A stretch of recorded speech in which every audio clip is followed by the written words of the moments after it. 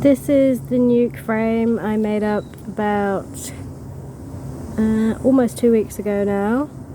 So it's got 5 frames in it, and on either side, so at the end 2 frames, on the left hand side and the right hand side, there are 2 nectar frames, and in the middle there are 3 frames that have a mix of pollen that the bees have gathered and eggs, larvae, and some capped brood. So that means that the eggs have turned into larvae, the larvae's been fed by the nurse bees inside the hive, and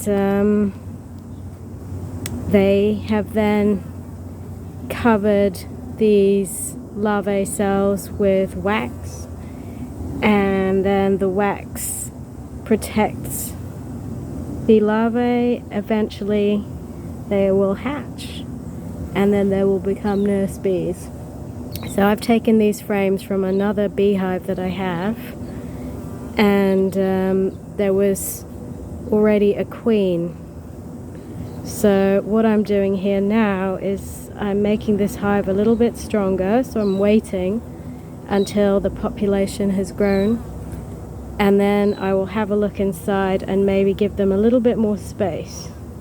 So I know the beehive has grown now because I can see that there are forager bees, so that means the bees are now getting older, some of the bees that are in there.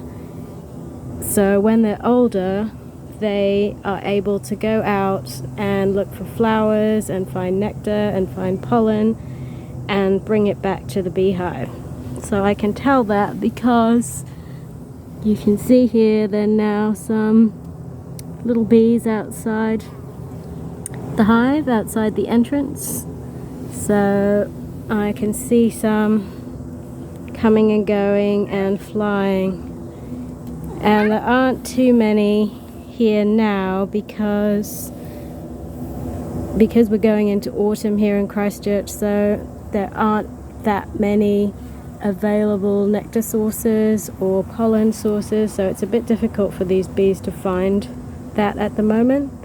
So that all the more reason that I am keeping some pollen frames and nectar frames for them, so if they need that, then I will give that to them.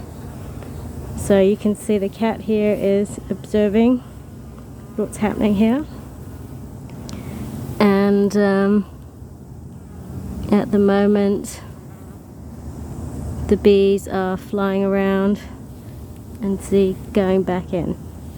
So we'll keep an eye on this nuke.